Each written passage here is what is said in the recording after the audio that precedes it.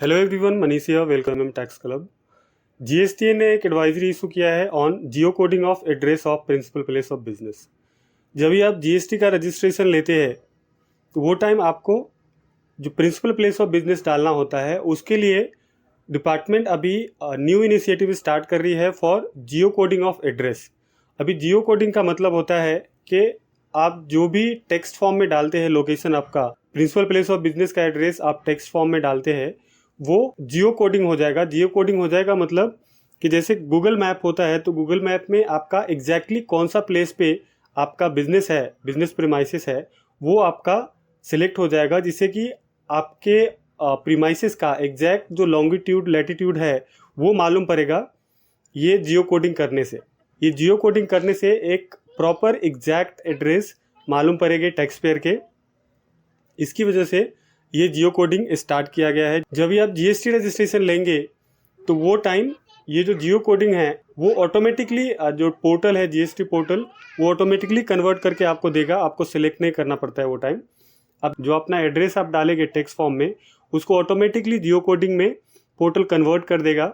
आपको just check करना है कि जो पोर्टल ऑटोमेटिकली दिखा रहा है लोकेशन मैप में, जो जियो कोडिंग ऑटोमेटिकली जनरेट हुआ है वो प्रॉपर है कि नहीं। अगर आपको लगता है कि वो प्रॉपर नहीं है तो आप उसको ड्रैग करके करेक्ट कर सकते हैं। अगर प्रॉपर है तो आप वो एक्सेप्ट कर सकते हैं। एक बार जियो कोडिंग हो गया आपके एड्रेस में, आपके प्रिंसिपल प्लेस ऑफ एड्रेस का, तो वो सिस्टम में सेव हो जाएगा। और एक बार जियो कोडिंग कंफर्म हो गया कि आपका करेक्ट है, तो वो बाद में टैक्स पेयर को भी शो नहीं होता है, जो आपका टैक्स फॉर्म में है वो शो होता है। दूसरा कि अगर आप एक बार जियो कोडिंग एक्सेप्ट कर लेते हैं और आप फॉर्म सबमिट कर देते हैं, तो वो केसेस में बाद में आपको वो चेंज करना अलाउ नहीं करता है। जहाँ पे डिपार्टमेंट का जियो कोडिंग अवेलेबल नहीं है, वहाँ पे एक ब्लैंक पेज डिस्प्ले होएगा। एंड वो ब्लैंक पेज डिस्प्ले होने के बाद जो टैक्स पेयर है वो डायरेक्टली जियो कोडेड एड्रेस अपडेट कर सकते हैं।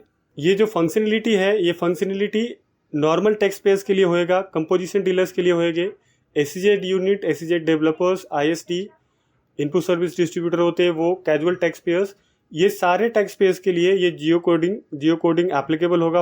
ये फंक्शनलिटी जियो कोडिंग का एप्लीकेबल होगा। आइदर उनका एक्टिव रजिस्ट्रेशन है, कैंसल है, सस्पेंडेड है, सारे टैक्स पेयर्स के लिए एप्लीकेबल है।